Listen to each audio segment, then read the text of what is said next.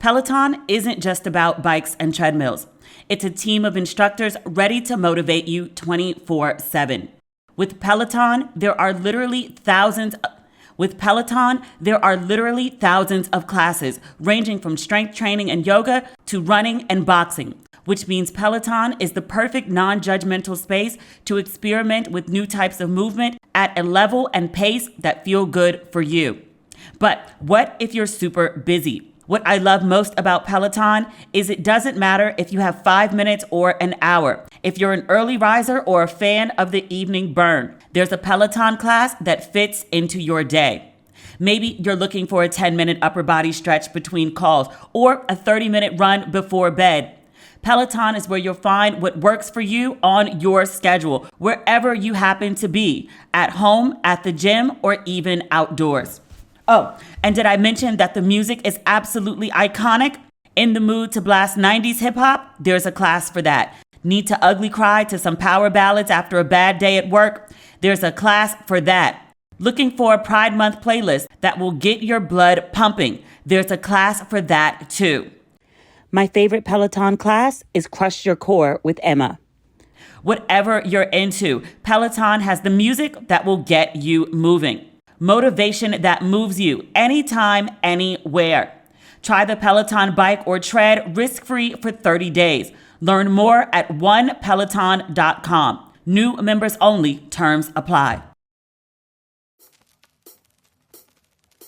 Ladies and gentlemen, boys and girls, and those who don't identify as either, you are listening to Ratchet and Respectable with Demetria L. Lucas.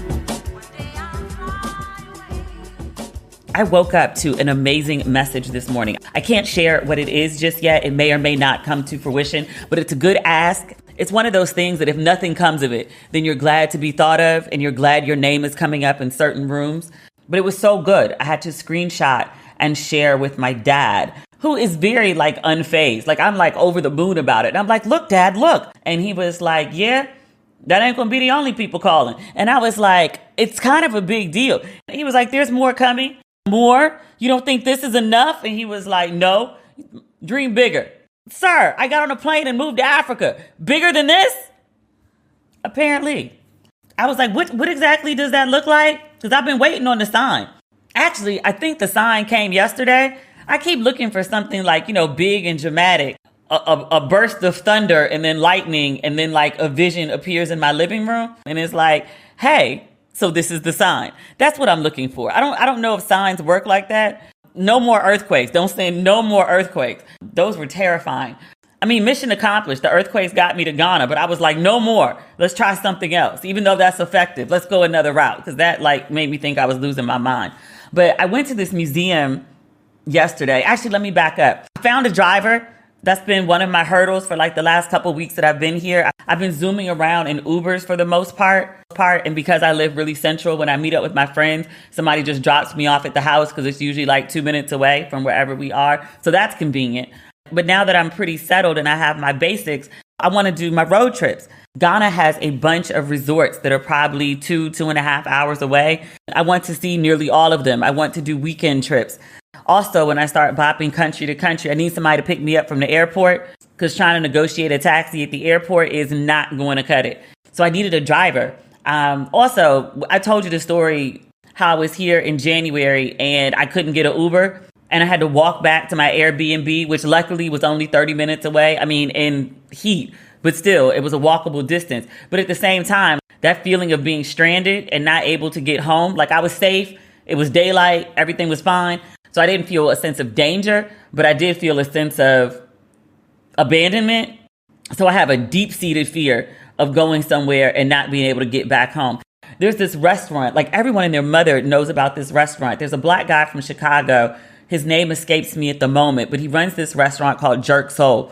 Caribbean cuisine with, I think, some Ghana flair, which sounds wonderful. This mix of cultural seasonings works for me. So I want to go to his place, but it's 40 minutes away. And I don't know if they have Ubers or Bolts conveniently up there.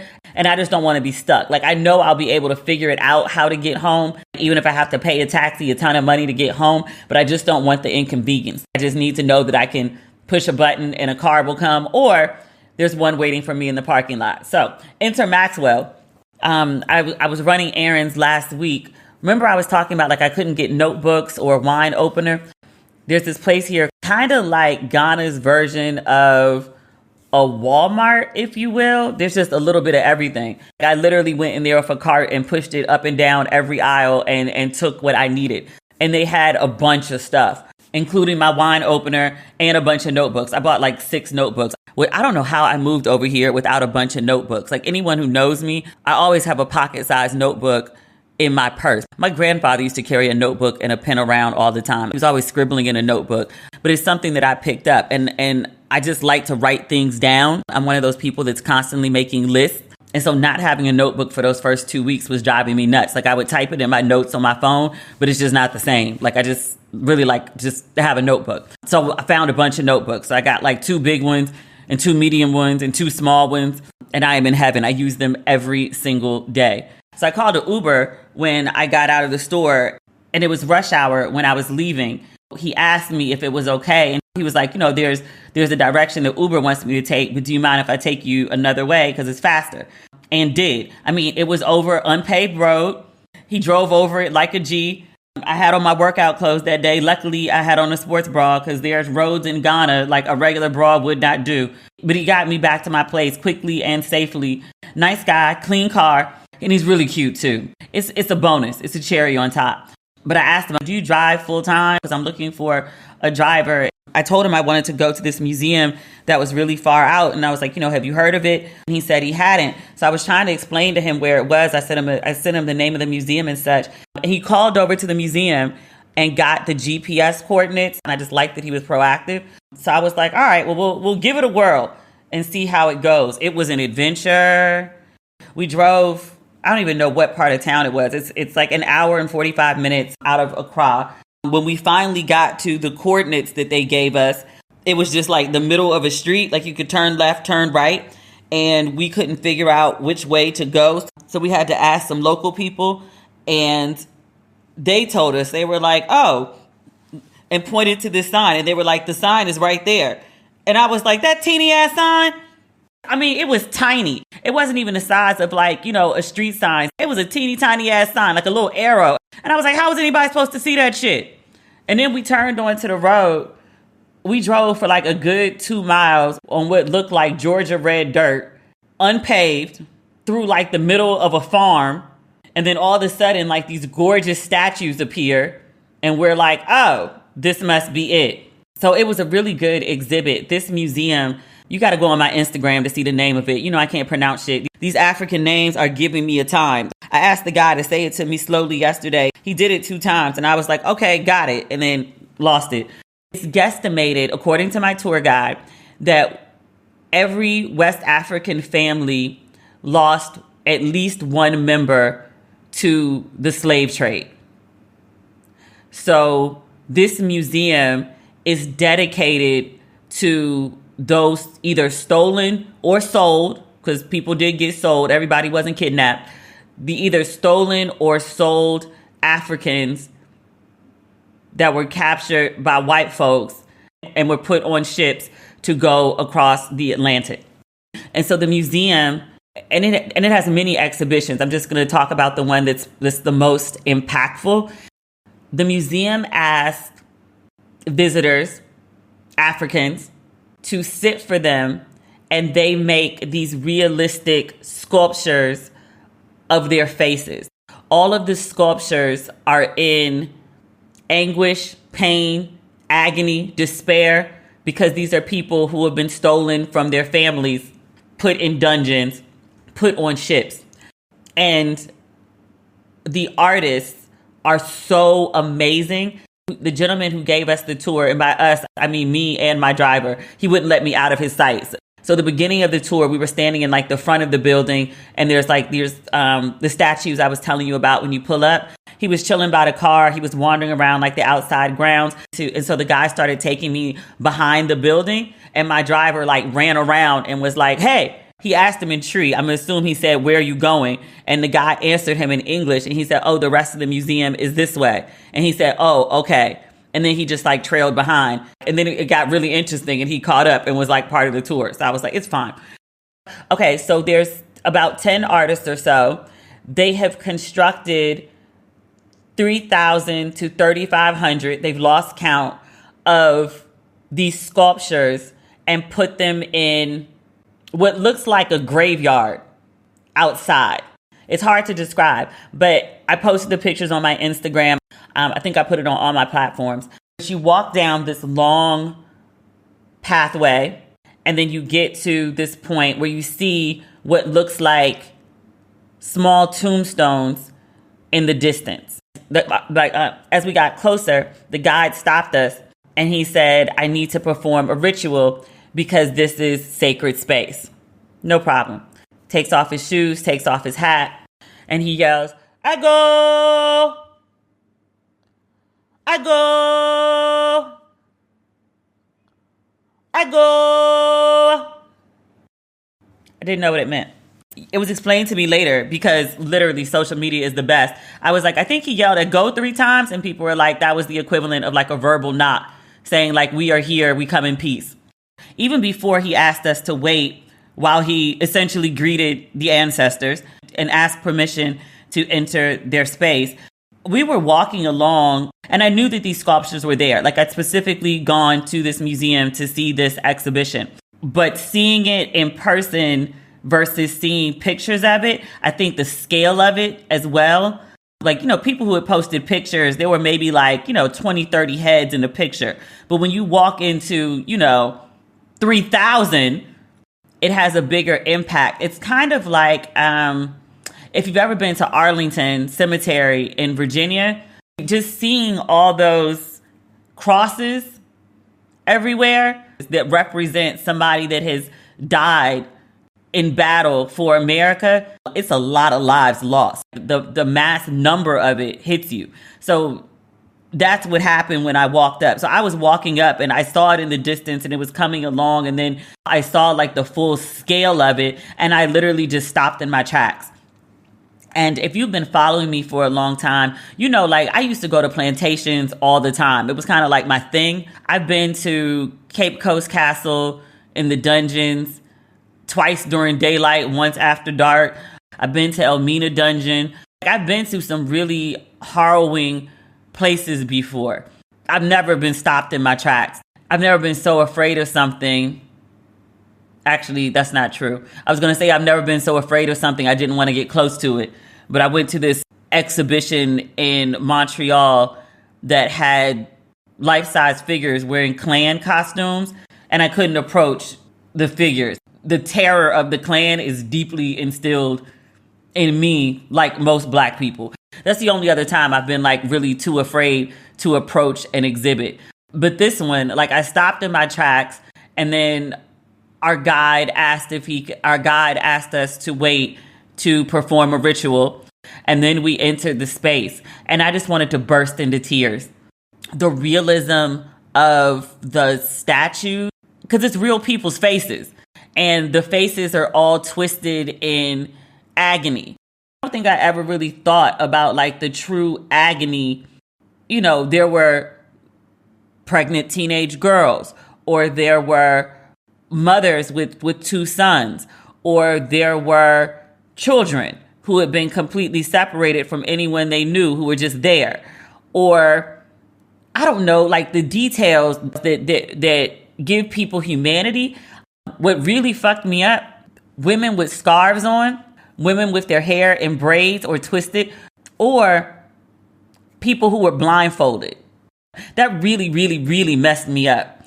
Some of the sculptures also had, I'd never seen this before, but it's this neck device that limits your movement. The first time I'd seen it was when Oprah did that Beloved movie, and I was like, what the fuck is that? But some of the statues were wearing it yesterday. They have chains and brands like just sitting out. This is something that I also saw at Elmina Castle, and I was like, is that a real brand? And he was like, yeah. In the States, all this stuff is behind glass. Like you can't just go and like pick it up or anything. There's a place in New Orleans that let me pick up literally like the ball and chain. It's also one sitting out in Elmina Castle, and they were like, "Oh, you want to pick it up?" I was like, "I'm good." It was emotionally like really bad is the word I want to use. Hard, just hard. Like I just had like this huge lump in my throat. There was this part of the museum where the statues are in water, and that's supposed to represent the Middle Passage. And just seeing them, like, the statues on the ground was bad enough. Like it definitely gives you the feeling of bodies in a mass grave. I think I called it a graveyard before, and I guess a mass grave is kind of a similar thing, but much different. But the statues that were sitting in the water are the people who either jumped overboard. I've heard the stories of Africans who jumped overboard rather than go to wherever these white people's ship was taking them. I think that's a popular enough concept. I remember it was even mentioned in Black Panther. Michael B. Jordan says he wants to die, and he says, like, throw his body in the Atlantic Ocean with his ancestors who didn't want to be slaves, something like that. But the guide yesterday was talking about people who would be thrown overboard for various reasons. Maybe the ship was too heavy. Maybe this person was sick and wasn't going to make it. They didn't want this infected person to infect others, so over you go. I don't know, whatever reasons. But there's a lot of bodies of Black people in the middle of the Atlantic. And just seeing these faces which is really interesting too. It's like no two faces had the same expression. I don't think I realized until yesterday that there are so many expressions to convey fear, horror, despair, anguish, terror. It was a lot. After we toured that exhibition, we were walking back to the main building, and the guide asked me what I thought. So I shared some thoughts with him, and I also was telling him about the Whitney Museum in New Orleans, or not really, outside of New Orleans. Every year after Essence Festival, I would rent a car. I would drive about an hour. I think it's Edgar, Louisiana. And there are about, 12, 15 plantations that are still standing, and most can be toured. And out of all of them, the Whitney plantation is the only one that solely focuses on slavery from the perspective of enslaved people. And they have several exhibitions. One of them is statues, busts of enslaved people who rebelled. And when caught, they were beheaded, and their heads were placed on stakes up and down this main road that everyone passed through to remind the enslaved folks of the consequence of rebellion.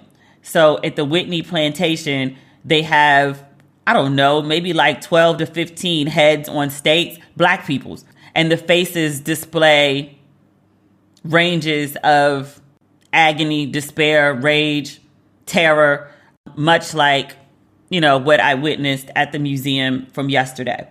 And so I was telling the guide about that exhibition. And then also at the Whitney, there is a memorial to children. I don't know if they're under 3, under 5, but children, enslaved children who had passed or been killed in that particular parish. And in the center of the memorial, there's this big, gigantic angel. It's clearly a Black woman holding a newborn to basically say God, is protecting the souls of the dead children. He's looking at me in sheer horror as I'm explaining this to him. And I was like, bruh, did you see what we just left? But he'd never heard of the Whitney. He did tell me about a museum in Alabama where there is a sort of like a miniature version of the museum I saw yesterday. I cannot remember the name of the museum. I've never been.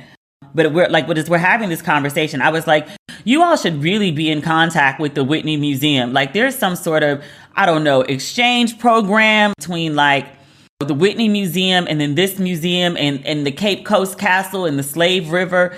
It should really be like a whole transcontinental thing. You start at the Slave River for the last bath before folks get to the castle. And that last bath has to last you like a good 2-3 months. And then you go to the castle and you find out what happens there. And then you go to this museum I went to yesterday and you find out what happens during the Middle Passage. And then you go on over to the Whitney and you find out what happened after people arrived. You could stop in Charleston, go see the old slave mart so you can see what the auction block looked like. I mean, just make it a whole full thing. I say all that to say, I'm walking back and I'm explaining to this guy about the Whitney, and this whole thing comes to me and I was like, oh, I think that's your purpose in Africa. It's not just to go and tell people what you saw and show people what Africa looks like. I mean, that's a thing too. So I'm going to start working on it. I think I'm supposed to connect all these museums. So I'm going to start working on that. Maybe that's the first part of the assignment, but it came to me like so very clearly, like you start here and then you do this and then you do that and then you do this and you do that. I was like, there should be some sort of program or some sort of tour or some sort of something. I'm not sure what it is, but the first part of it came to me yesterday and I was like, oh, okay. It's very clear. It's very like Paul Saul on the road to Damascus. Like there's this big voice from Jesus that says like, why are you persecuting me? And like, who is this? This is the person you're persecuting. Like it wasn't that, because I'm not like persecuting anyone. And it wasn't the big booming voice. It was just kind of like flooded at once. But anyway, I posted about this museum yesterday. It went viral. And I woke up this morning to like this amazing message. This won't make any sense until I can actually tell you what it is. So let's just move on to the next topic. Now, a word from our sponsor, BetterHelp. When we're feeling overwhelmed, often we get stuck focusing on problems instead of solutions. It can be tough to train your brain to stay in problem-solving mode when faced with a challenge in life. But when you learn how to find solutions, there's no better feeling. A therapist can help you become a better problem solver, making it easy to accomplish your goals, no matter how big or small. Y'all know I am a huge advocate of therapy. I think everyone should go, even if they don't feel like something is wrong. Go before anything goes wrong. If you're thinking of giving therapy a try, BetterHelp is a great option. It's convenient, accessible, affordable, and entirely online, which is my favorite part. Get matched with a therapist after filling out a brief survey. And if the first therapist doesn't work for you, you can switch therapists at any time. When you want to be a better problem solver, therapy can get you there. Visit betterhelp.com/ratchet today to get 10% off your first month. That's betterhelp.com/ratchet. Did you know apple cider vinegar has been used for centuries as a traditional remedy for digestion, gut health, and appetite? Goli ACV gummies are packed with essential B vitamins, B9 and B12 to help convert the food you eat into cellular energy. Vitamins B12 and B9, these essential vitamins support heart health, a healthy nervous system, immune health, and so much more. And what I love most about Goli is its amazing flavor profile. It has a delicious apple taste. I also love that Goli has no artificial sweeteners, flavors, or synthetic colors. It's vegan, gluten-free, and non-GMO. Go to go.goli.com/ratchet, and you will be brought straight to the checkout page with our amazing discount already applied. Can't get easier than that. Once again, that's go.goli.com/ratchet and make Goli part of your wellness routine today. These statements have not been evaluated by the Food and Drug Administration. These products are not intended to diagnose, treat, cure, or prevent any disease. There's good Black news this week. Russell Wilson, much derided, most often by the cat man, the dirty cat. Every time I want to try to like that dude, because he does have personality, every time I want to try to like that dude, he says some more dumb shit. Like, the guy with the podcast, the light-skinned guy who likes to like play like a dirty cat, we talked about him several times. The last time we talked about him, he was talking about how he and his wife like to go to these nude resorts, and he was trying to tell Kevin Hart, and Kevin Hart had exactly the entire reaction that everyone at home was thinking listening to this dude. He was like, I'm sorry, excuse me, what? Say that again. Say that one more time. You do what now? Dude said it like, doesn't everybody like to go to a nude resort and walk around with their spouse, be free, shave their dick? Kevin was like, no, no. He had some more commentary about Russell. It wasn't recent, But he said something. He was like, I would never be friends with Russell. And I was like, does Russell want to be friends with you? Like, it's not like, Russell reached out to you and was like, hey, can we be friends? And you were like, no. Russell doesn't give two fucks about you. That man is hanging out with his beautiful wife and his beautiful children and having an amazing career in which they are paying him out the ass for. I didn't know he got signed to a new team earlier this year because I don't follow football like that. Apparently, he left the Seattle Seahawks. He went to the Denver Broncos, and he signed as of yesterday morning, a 5-year contract for $265 million American USD dollars and dineros. $165 million is guaranteed cash. That's nuts. Is Russell Wilson that good? I mean, I know he's good, but is he that good? I guess he is. They paying him $250 million. Like, that's a lot of goddamn money. And it's not like this is his first contract. The one before this was huge too. I don't remember the exact numbers, but goddamn, Russell Wilson. And men be steady like Russell Wilson's corny. No one cares.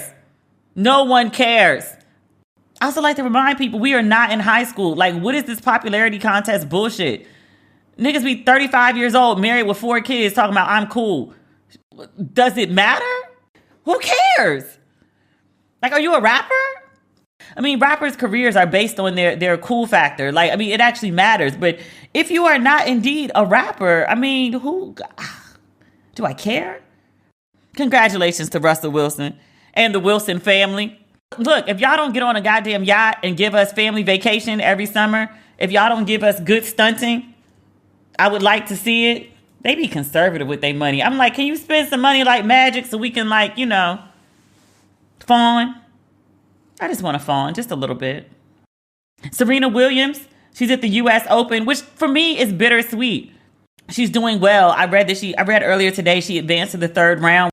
She beat the number 2 player in the world. I don't know who that is. Serena, Venus, and what's the black girl looks like Barbie? I think she got married earlier this year, last year. I can't remember her name. Her. Those are the only ones I pay attention to. The black girls. But Serena has advanced to the 3rd round, which is good, which is great, which is what I want. She and Venus are playing doubles, I think today, which is great. But Serena also said she was retiring. We talked about this when she did the cover of Vogue. Serena said she was retiring from tennis after the U.S. Open. So this is very bittersweet to me. Like, I want to see Serena play. I want to see Serena win. But this is it. Ain't no more Serena after this. I mean, not as a tennis player. I don't know what to do with that. It makes me kind of sad. Also, I guess in good black news this week, Shakari Richardson, running Shakari, track Shakari. She competed earlier this week in the World Athletics Continental Tour Silver Competition. I'm reading this on Yahoo. They said this competition, in baseball terms, it's the minor leagues, but it's a very big deal because Shakari beat Olympic champion Elaine Thompson-Herah in the women's 100 meters. Now, this is very, very good because Shakari, she had a big win to qualify for the Olympics, and then her mother passed away. She smoked some weed. It was in her system. She got disqualified for the Olympics.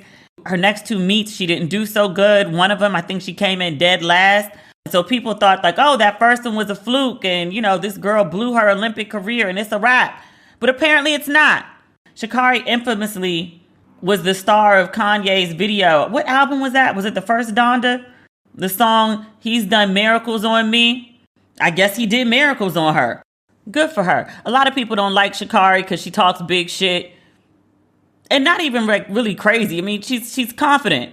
After she won the competition, it sort of put her on the map that everyone started paying attention to. I remember she told her interview, she was like, I am that girl. And people were like, oh, she should be more humble. Why? In that moment, she was that girl. In this moment, she is that girl. So I hope she can keep the consistency. I want to see her win. She made dumb 20-something mistakes. And given the circumstances, like, I get it. I wish she wouldn't have done it, but I get it. I like to say this about people. She didn't kill anyone. Nobody died. Like, she smoked weed and didn't make it to the Olympics. The person who was most hurt by that whole situation was Shakari. But everyone else seemed to be, like, so very upset with her and write her off. She's a young woman who did some dumb shit. I hope she don't do that shit no more. You know what I'm about to say? There is grace for those that seek it. I don't really think that she fucked up to the point where people shouldn't have been extending her grace. She back. I hope she stays on top. It's time to ditch the chemicals with Caraway Home's non-toxic cookware and bakeware collections, so you can make healthier cooking a piece of cake. Caraway Home's non-toxic kitchenwares are all designed for the modern home and feature a chemical-free ceramic coating, so food can be prepared with peace of mind that no hard-to-pronounce compound will leach into your healthy ingredients. All sets come equipped with easy access storage solutions so that no stacking is required. Also, gone are the days of misplacing your lids, which is perfect for someone like me. I love Caraway's cookware set. It's a modern and chemical-free iteration of the traditional 16-piece set, boiled down to 4 essentials: a fry pan, sauté pan, saucepan, and a Dutch oven. It's perfect for someone like me who doesn't cook a lot and also doesn't have a lot of storage space. I also love Caraway Home's Iconics collection. It's high designed, upgraded, featuring 2 unmistakable classic shades, both dressed up in glossy gold hardware.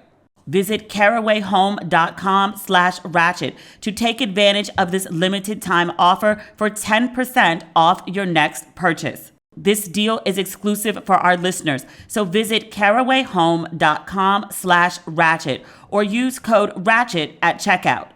Caraway, non-toxic cookware made modern. Peloton isn't just about bikes and treadmills. It's a team of instructors ready to motivate you 24/7. With Peloton, there are literally thousands of classes, ranging from strength training and yoga to running and boxing, which means Peloton is the perfect non-judgmental space to experiment with new types of movement at a level and pace that feel good for you.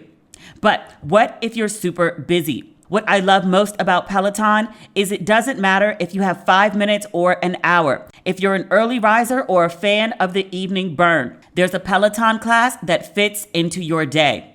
Maybe you're looking for a 10-minute upper body stretch between calls or a 30-minute run before bed.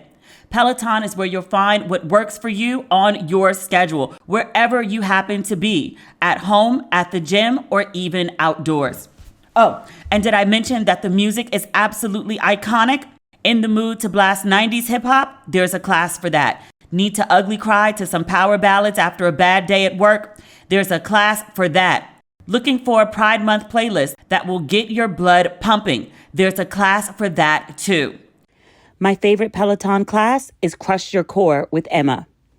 Whatever you're into, Peloton has the music that will get you moving. Motivation that moves you anytime, anywhere. Try the Peloton Bike or Tread risk-free for 30 days. Learn more at onepeloton.com. New members only. Terms apply. I don't know if this counts as good Black news. I found it wonderful. I know I'm not supposed to be watching Mike on Hulu. I know I'm not. It's not even that good, but I can't stop watching. Mike Tyson's life, it is not even telling us anything new about Mike Tyson's life. Like, it's just a really well-told story. And Trevante as Mike Tyson is pretty fucking amazing. And I'm saying this as somebody who doesn't even like Trevante. I feel the necessity to say that. I strongly dislike him. But he's amazing as Mike Tyson. On this week's episodes, it's 3 and 4. The third is about Robin Givens. The fourth is about Don King. 3 minutes into the episode, Trevante, his body, he worked out for this role. God bless him for all the work he put in the gym to achieve this modern miracle. He looks amazing. But he's having sex with this woman, butt ass naked, but with a heavyweight belt on. Body is amazing. Just watch the first 5 minutes, just so you can see this beautiful work of art. A great something. A great something.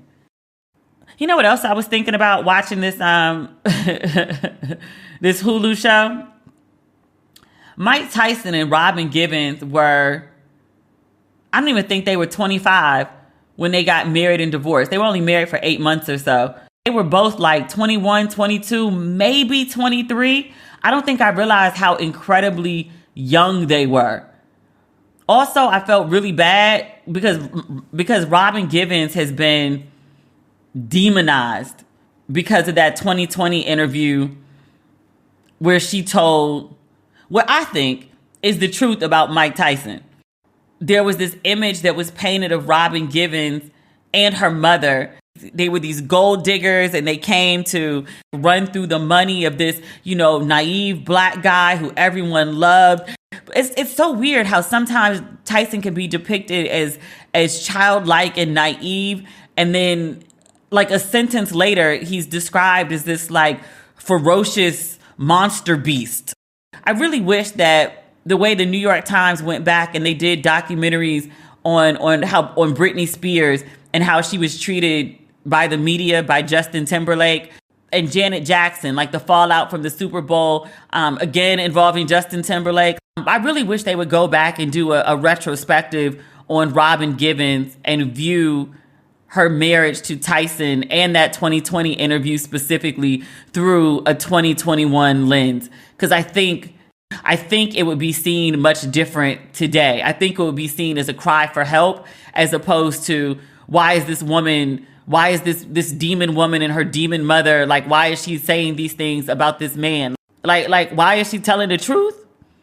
I was also thinking about Robin Givens, how in her early 20s, like before 25, she dated this guy and they were both really famous. She was the black girl on a network TV show. He's the heavyweight champion of the world. This year and a half of her life that she dated, married, and divorced someone has defined her public perception for the entire other half of her life. She dated, married, and divorced Tyson over literally a period of no more than 2 years. And she's constantly associated with him to the point that something that happened in the early 90s is being depicted on television in 2022. That shit would drive me nuts. I actually felt bad for her watching the show. And it's not even like new news. It's not like anything new is coming out. There's no new content or new information in this new series. But it's just like the retelling of old shit in a new way. Also riveting TV, and I hate to give kudos to this. We talked about this last time too. I saw I guess it's the 4th installment of this Irv Gotti Murder Inc. documentary. It's riveting. It's riveting. And the more I watch, the more I hate Irv Gotti for bringing up that shit with Ashanti. He said he wasn't going to talk about Ashanti anymore because he's been, what did he say? He didn't say dragged. What was the word he used? I don't remember, and I don't care enough about Irv Gotti to Google it right now. I got like limited internet. I can't just be randomly Googling stuff. But no, Irv has so many stories and so much life and so many crazy things to share. And Ashanti, of all the stories that he's been telling in this documentary, I dated Ashanti 20 years ago, is probably the least interesting. Okay, it's new news. We didn't know it before, but he really could have just left it as, me and Ashanti dated for a while. Like all these like intimate details about their relationship. Like Ashanti didn't even sit for the documentary. She didn't want to be bothered. She doesn't want to be associated. Like, leave that lady be. He has so many stories. And I'm like, and you chose the Ashanti route to promote this documentary. Like, I'm watching it despite you doing that, not because you did. Once people started watching it, word of mouth would have made it explode because Irv Gotti is really a great storyteller. And again, Jay-Z and Nas are in it. Can we talk about Aries Spears? I don't really want to talk about him. I hadn't planned to. He said some really awful things about Lizzo last week. And he was critiquing her appearance. I don't want to say the whole thing because it was just so mean. But the gist of it was, he said Lizzo had a pretty face and then he compared her body to looking like the shit emoji. And it was just, I was like, that's just such a mean thing to say about someone. Like even someone you don't find attractive, unless you have like a real personal beef with them. And I mean like real beef, like they owe you money or like they disrespected your grandma. Real beef, right? That's just a terrible thing to say about someone. It reflected worse on him than it did on Lizzo. Lizzo addressed it while winning an MTV award. Like she mentioned that, she knows there are people who are talking shit about her. And she was like, I'm not even going to address it. And she held up her VMA and was like, I'm winning, bitch. Which she is. Aries Spears. And speaking about Lizzo, he's having this conversation And he says, before he criticizes her, he says, I'm an all right looking dude. Like, I'm handsome. I was like, in what world? Like, he's sitting there. I'm not going to be as rude as he was. But I'm like, sir, like, you either lack so much water or sleep that you're sitting there looking like you have two black eyes. Your gut is protruding. Your titties are the size of mine. As he's sitting in this interview, you can hear him struggling to breathe because of his weight. And he has the absolute audacity to critique the appearance, to slander, really, the appearance of someone else. You talk about Lizzo's rolls. Sir, you have rolls. I'm like, do you not have a full-length mirror in your home? I told y'all, I think Audacity is paying people to use it. It can't just be free. Audacity is paying people good money in USD to use it. It's the only thing that makes sense. And Karma, being the bitch that she is, she might be fat with rolls. She might have been personally offended on Lizzo's behalf. Because that shit happened last week. Yesterday, the Daily Beast put up a damning story. Aries Spears and Tiffany Haddish. I was like, how y'all get involved together? Oh, back in the day comedy shit. The headline on the Daily Beast is, comedians Tiffany Haddish and Aries Spears accused of child sexual abuse. A Jane Doe and her younger brother allege in a new lawsuit that the comics recruited them into performing inappropriate, sexually suggestive acts in sketches when they were minors. Tiffany Haddish was friends with the mother of Jane Doe and her younger brother, John Doe. They're clearly not using their names. John is 15. He's a minor. Jane is 22. She's the legal guardian of her younger brother. And all of this happened when they were much, much younger. I want to say Jane was 14 at the time. Her younger brother was 7. But Tiffany was friends with the children's mother, and she was working on sketches, she and Aries Spears, and she asked the mother if she could take the kids and have them act in some sketches that she was working on. The young woman, then a girl, 14, and I'm reading this again on the Daily Beast, she said Spears and Haddish asked Jane to watch in the recording booth a group of co-eds arguing over a Subway sandwich. But then the co-eds began eating the sandwich in a suggestive manner from opposite ends, moaning and making sexual noises as they both ate the sandwich in a manner that simulated the act of fellatio. The young woman says that Aries Spears told her to, quote, mimic what she had seen on the screen, including the noises precisely. The young woman, 14 again at the time, says she was nervous and disgusted. She said when Haddish came back, she showed Jane Doe how to give fellatio, including movements, noises, moaning, and groaning. The young girl says she was physically, emotionally, and mentally uncomfortable. In the case of the 7-year-old, they told the kid's mom that they were filming a sizzle reel for Nickelodeon, but the 7-year-old wound up starring in a video posted on Funny or Die. The title of the skit was Through a Pedophile's Eyes. Again, this is the Daily Beast. It says a representative for Funny or Die told the Daily Beast in a statement that Funny or Die found this video absolutely disgusting and we would never produce such concept. We were not involved in the conceptualization, development, funding, or production of this video. It was uploaded to the site as user-generated content and was removed in 2018 immediately after becoming aware of its existence. The Daily Beast says they reviewed a recording of the video in which Haddish plays the boy's guardian and leaves him with Spears, who plays a pedophile. John, the young boy, 7 years old, spends most of the video clad in only his underwear as Spears' character leers at him through 2 holes cut into a newspaper he pretends to read. During the sketch, the camera zooms in suggestively on the 7-year-old's buttocks and crotch while he plays. Spears sprays baby oil onto the child's back and massages it into his shoulders in one scene. At another point, the child plays with the train in a manner that suggests phallic masturbation. In another sequence, Spears smokes a cigarette while observing the child nude in a bathtub and pours water on his feet. By the time the video ends, the child is peering at his babysitter through a newspaper and rubbing baby oil on his shirtless shoulder. The final line of on-screen text reads, "Watch who you leave your kids with." The lawsuit states that John Doe called his mother crying once filming ended. According to the legal documents that the Daily Beast saw, it says both John and Jane continue to live with trauma of what they endured.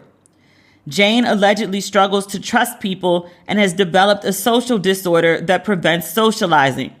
She, quote, feels constant remorse knowing that she was only a few feet away when Spears was molesting her 7-year-old brother in another room. She says her little brother places Band-Aids over the cameras on all his electronics due to an ongoing fear of being watched and recorded. According to the lawsuit, Spears and Haddish are both accused of intentional infliction of emotional distress, gross negligence, sexual battery, sexual harassment, and sexual abuse of a minor. Haddish is further accused of negligent supervision, failure to warn, breach of fiduciary duty, and constructive fraud.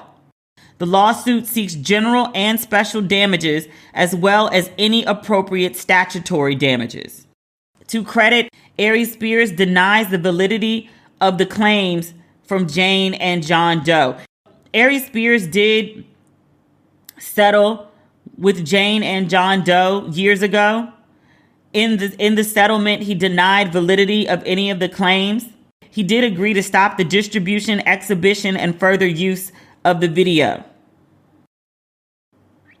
Daily Beast also noticed that Tiffany Haddish did not respond to requests for comment prior to the publication of this story. After publication, an attorney representing Haddish issued a statement on her behalf. She says the plaintiff's mother has, quote, been trying to assert these bogus claims against Haddish for several years. Now the mother has her adult daughter representing herself in the lawsuit. The two of them will together face the consequences of pursuing this frivolous action. This sounds like a fucking nightmare. The Daily Beast described it as a nightmare exclusive. I expect Twitter will have the video up any day now since Aries Spears is currently persona non grata, and people will make a determination for themselves. If any of this stuff is true, even the first video about having like the teenage girl simulate fellatio even on a sandwich, who the fuck does that with a 14-year-old? And this other one with the 7-year-old sitting around in his underwear. If there's actual video, which the Daily Beast says that they saw, that's fucked up. Like, what were y'all thinking? If that video comes out, they are both fucked. And if the Daily Beast, if it was online for a while, and if the Daily Beast has it, I totally expect that it will be on Twitter. Was it Friday? By Monday at the latest.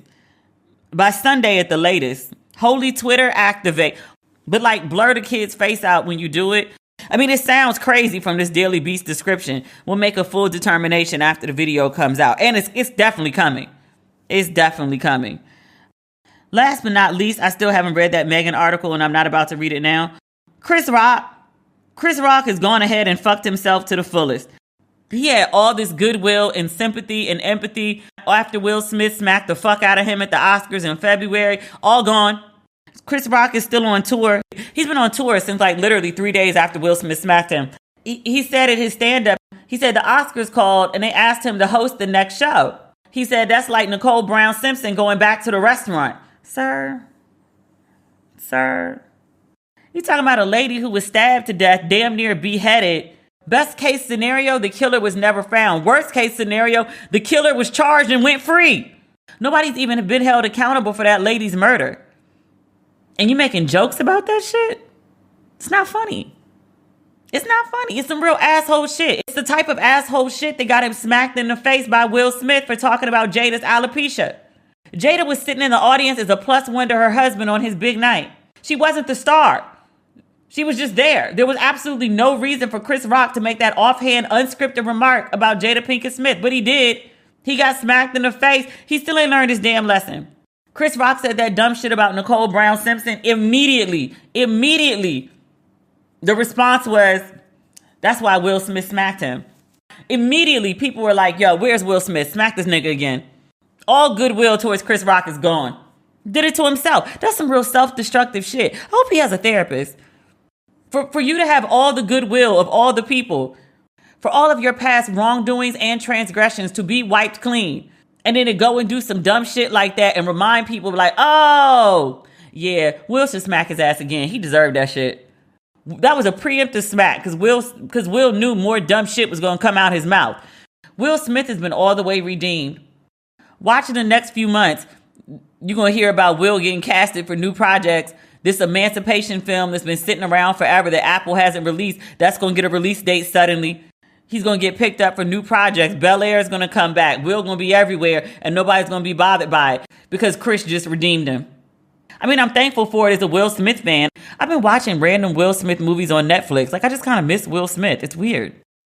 But Chris Rock just gave everybody permission to start working with Will Smith again. Everybody who was angry at Will Smith on Chris Rock's behalf stopped being angry and is now mad at Chris Rock. Nigga, what were you thinking?